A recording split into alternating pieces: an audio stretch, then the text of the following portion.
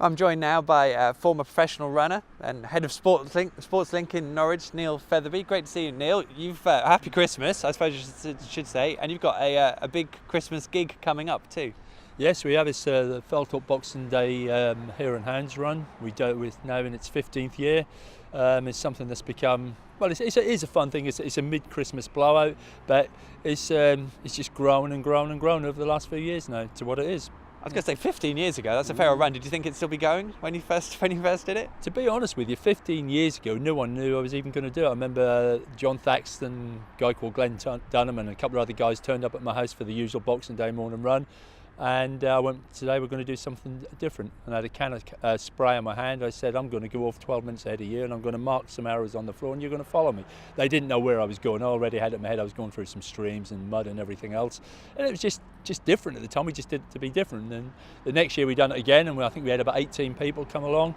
And it's gone from there, and as I said, over the years it's gone from like 30, 40, 50 people who I used to just phone up and invite round by email to almost, well, a proper event now. You know, it's, when I call it a proper event, it's a fun run, but it's become a proper event, and we've raised a hell of a lot of money for charity every year now as well. Which is fantastic. And what sort of charities does it raise money for? Well, you know, anyone who knows me, I'm very big into local charities and everything. I mean, we've done some bits for the air ambulance and the Big C, but it's mainly local charities. I do a lot of work with Hallswood Animal Sanctuary. I've now done that for a couple of years, and I'm one of their volunteers. So a lot of money goes toward them because, you know, they need that, like all animal sanctuaries. But I also donate monies to about 3 dog rescues, and then obviously the local village hall and 1 or 2 other local charities that I like to keep co-op, because I think there's some nice people out there that just deserve a little bit of something at this time of the year, and I think it's nice for them to get it as a surprise. Fantastic stuff. Now, of course, it's a fun run for everyone else, but you must have to pelt it around, surely. Yeah, I do. I mean, as I said, I go off ahead of the pack every year. It's never been the same course. It's a different course over the 15 years, but there are certain features. One called the Drayton Drury, which is basically a bog, and it is a bog. And by the time you've had 100 runners go through it, you seriously are stuck in it up to your chest. And the event is a team event, as you know, and the reason that is a team event is because people they get stuck in the bog and they need to work with each other to get each other out. And we go through all the streams and rivers in the area.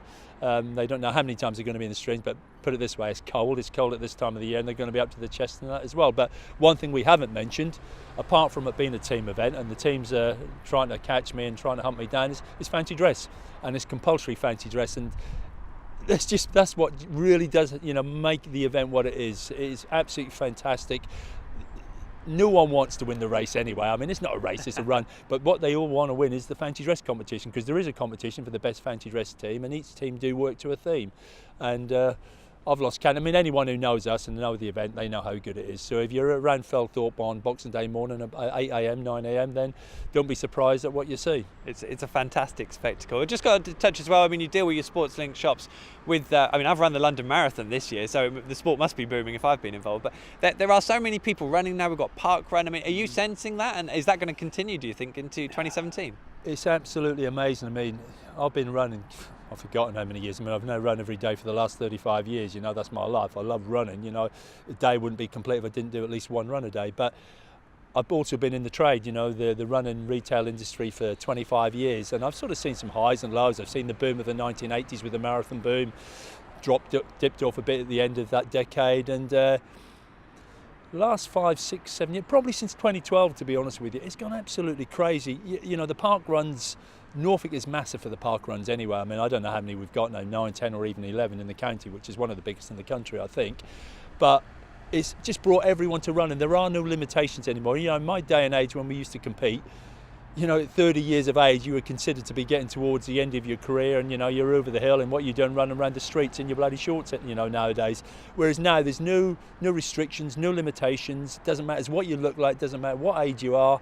You can just put on a pair of shoes and no one bat an eyelid. You know, how many people run around the streets at 24 hours a day? You can be in the evening, during the day, and it doesn't matter. You know, everyone can run now. As I said, no one's scared to. You know, a few years ago, people were worried about what the neighbours thought. Now they're worried about if they don't go running because the neighbours go running themselves. You know, I think it's fantastic. But as you said, you know, working for Sportlink in the industry, seriously, we get 70-year-olds, and even, you know, this year alone we've had a couple of 90-year-olds come in to buy training shoes. All right, they're not running, but they're walking, they're keeping fit. But the amount of 70, 80-year-olds that are actually not just been running for years, some are just thinking about doing it now. They're following this program called Couch to 5K. They go and watch, you know, their grandchildren, you know, never mind their children, running in the park run, and they have a go themselves, whether they walk, jog, or even hop round, who knows, but they're doing something. And I think that it's so important, you know. You know, while you can, do it. Don't sit around thinking I'm too old for this, because if you can actually get out of your chair and walk and put one leg in front of it, then you can start to run, or, you know, and jog. And I love it. I think it's fantastic. Brilliant stuff, Neil. Hope it goes so well on Boxing Day, and no one catches you, obviously. They're not going to catch me. Not unless I break a leg or I get stuck in the Drury. But no, thank you. And one day you'll have to come and enter it yourself. Yeah, one day. One day. You look at his face.